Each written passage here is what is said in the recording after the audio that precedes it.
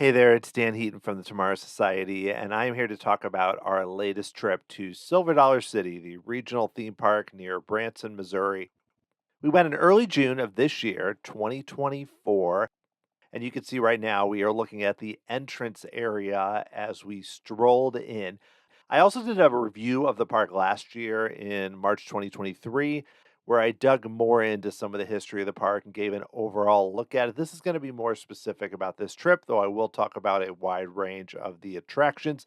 I also did a podcast, episode 234 of the Tomorrow Society podcast, about this trip that goes into even more detail. This is kind of a shorter video version of that with all new commentary here. You can see right now we are waiting. Very cool flags waiting there as the season pass holders go in. We had to wait until the park opened at 9:30, and our main goal was Fire in the Hole 2.0, the latest version, basically the new version of this coaster. You can see the outside of the show building there.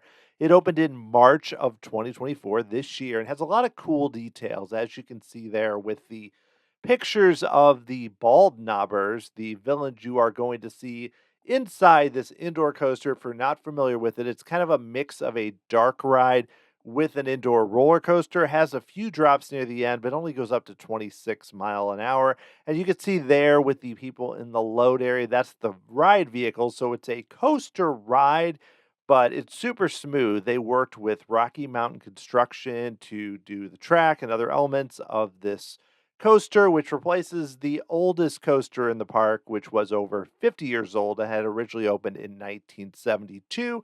You see people about ready then to take off. And this is some footage from Herschend that they've allowed us to use of this attraction. You get some nice shots of the inside, including, as you can see, some figures. There's onboard audio. You get some various different footage of this. And I will just say they've done a really good job upgrading it. They have a lot of the same elements. It almost feels more like a tribute to it, where now here you see you're going down a drop. There's so many things going on, but they upgraded it with the latest effects and a lot of figures. A lot is happening. There's a train rushing towards you. You're dropping by.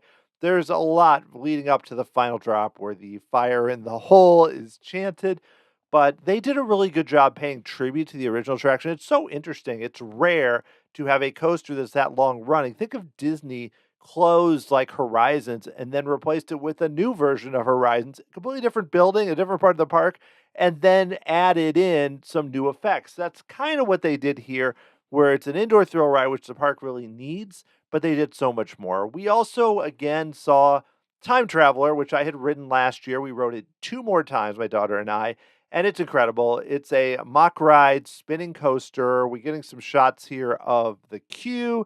It's a very cool ride. It is my favorite attraction in the park. There's only one attraction kind of like it, which is Ride to Happiness, which is even more advanced. That's in Europe. And here we have basically some really cool theming with all the clocks and everything else. You can see the ride vehicles there. It's basically a spinning coaster, but it's a controlled spin. It's not a free spinning coaster, thankfully for my stomach. And it includes you drop right out of the station. Those people right there are about to drop out of the station.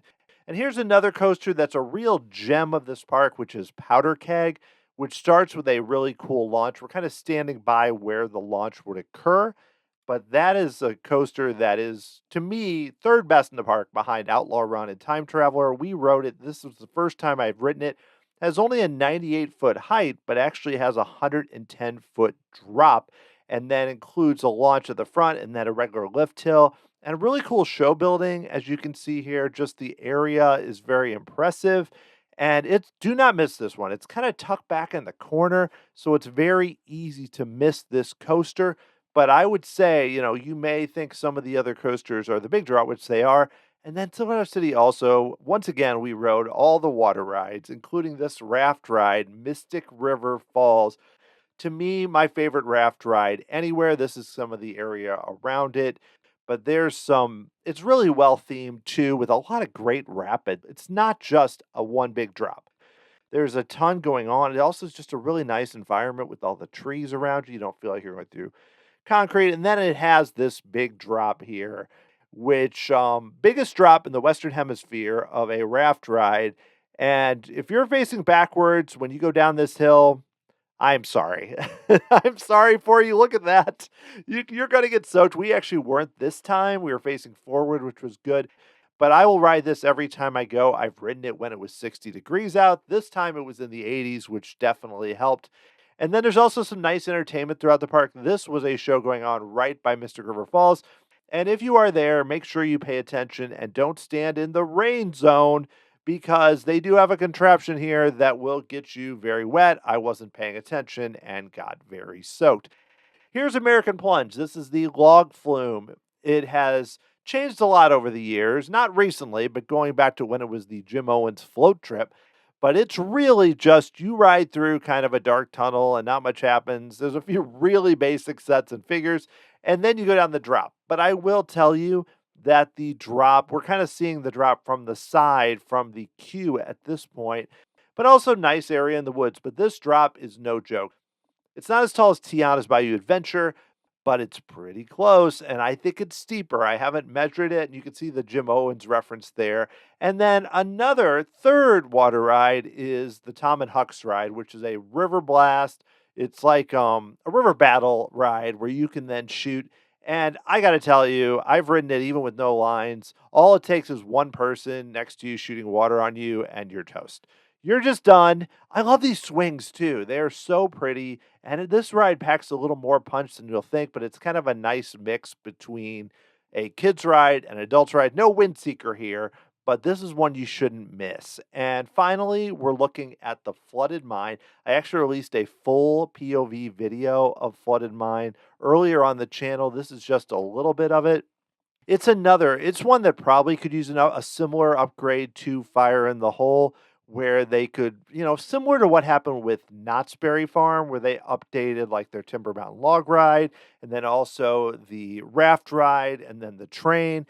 They should do something here with Flooded Mine. I would love to see it. Keep the same building, upgrade the figures, make the guns work better, and actually just it's very cool. Well, that is gonna do it for this quick look at Silver Dollar City and our trip last month, basically, where we experienced everything really I hadn't experienced before. Got to do Time Traveler again, Fire in the Hole. Do not miss that. I will tell you, it's getting really big lines. So if you're not someone that's going to like buy a season pass or pay extra to skip the line, I would get there right at rope drop and go right to it or right at the very end of the night. Be sure, don't sleep on the Flooded Mine that we're looking at right now because it's pretty cool and it's kind of hard to find. It's tucked away kind of near the front of the park, not at the front, but sort of near it. Also, we didn't see a video here, but Thunderation, the Maya train, is definitely worth checking out. We rode it again on this trip, along with PowderKeg and Time Traveler and Outlaw Run, which again we didn't see here and do on this trip, but the RMC coaster is a real gem and pretty thrilling and intense. At the time, it was one of the first wooden roller coasters with a loop. They wouldn't even call it a loop, really an inversion that spins you around. But regardless, if you'd like to learn more, you can always check me out, tomorrowsociety.com, or listen to the Tomorrow Society podcast. Release interviews, trip reports, lots of cool stuff all about theme parks, both Disney and regional parks like Silver Dollar City. So please check that out. And I hope you enjoyed this video. Love to hear what you think. Give it a like or comment. Tell me what you think. And I'll talk to you again very soon.